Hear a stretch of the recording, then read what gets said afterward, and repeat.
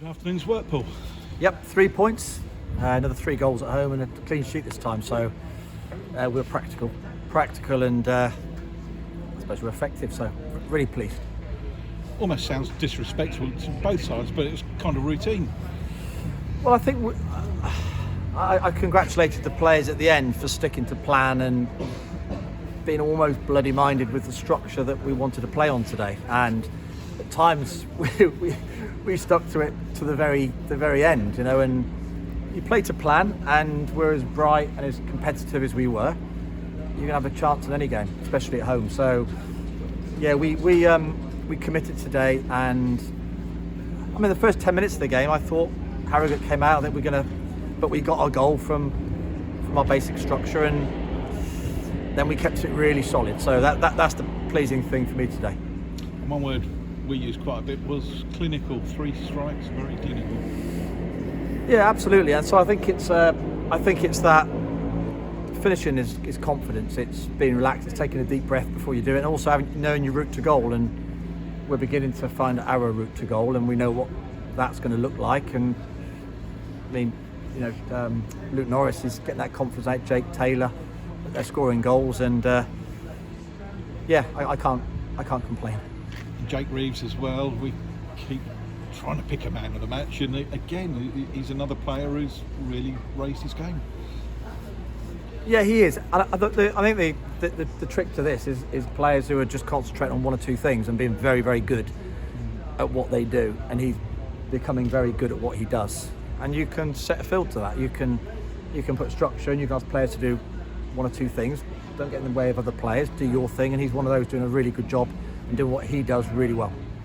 And as much as we talk about the 3 goals, it's a clean sheet as well, and the back 5 were tremendous this afternoon. They were. I mean, you know, Terence slightly out of position, but essentially you've called it. He's doing that job. He's part of a back defensive unit, and I'm pleased for all of them to get a clean sheet. We're due one of those at home. You know, we've been going up and giving a goal away. We've had too many 2-0s and then back to 2-1 and building a bit of pressure on ourselves. So that was pleasing today. So Harrogate played some really nice football. They were the better football team today if you look at the passing and the patterns, but we were very effective, and we knew what we were trying to do, and we sort of completed it. How's Luke Norris? He seems to go straight down the tunnel. He wasn't feeling well.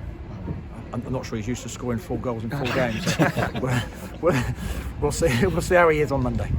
Okay, thanks for your time. You're welcome. It's been great for you, hasn't he, Luke? When he first came here, he was struggling for goals, but he's. I mean, it's. I suppose it's a case of coming into a group of players, trying to create a rhythm, an intensity that we play at, and then asking players to be specific with what they do within that structure. And he's one that hopefully he's now concentrating on doing. Less is more, really. Having fewer things to do, but doing them really well. And as long as that balances through the team, he's one of them. He's getting the box more, which is kind of helps when you want to score goals. And there's a lot more he can do. There are goals everywhere if you can. Lots of marginal gains and places he can increase his frequency of opportunities. But he's done a really good job, and I'm delighted for him. It says a lot. Actually, when he got one-on-one with that defender, it was an expectation that he was going to score as well. Yeah, it was. Yeah, and it was a lovely finish, as was Jake Taylor's. So they're it's one of those. It's hard to quantify this. You know, when you start scoring goals and they're coming easy, not easy, but they're coming readily.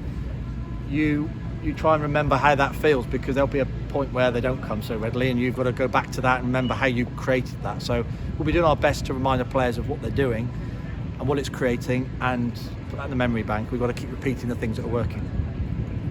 Just a quick one on the crowd, Paul. 2,900. That's quite healthy for these parts. Well, I actually listened today when that announcement went up, and I wasn't expecting 2.9, so close to the 3 mark. It's fantastic. So I suppose ultimately it's about getting results, but it's about putting football on the pitch that people want to watch. And we are a fledgling team in terms of putting something together that could be sustained over a longer period of time. So it's early days, but we're scoring 3 goals again and lots of shots, and a lot of our play isn't always perfect or pretty, but I think we're a threat, and hopefully people are enjoying it. So long may that continue.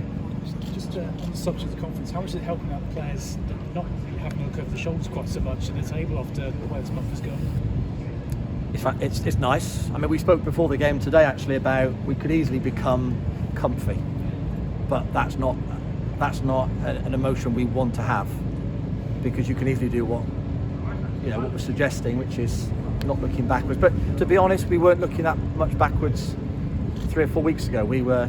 I mean, I trust in my pattern. I trust in what I'm trying to build. I've got enough good players here to be a top half team, and a lot left of the season.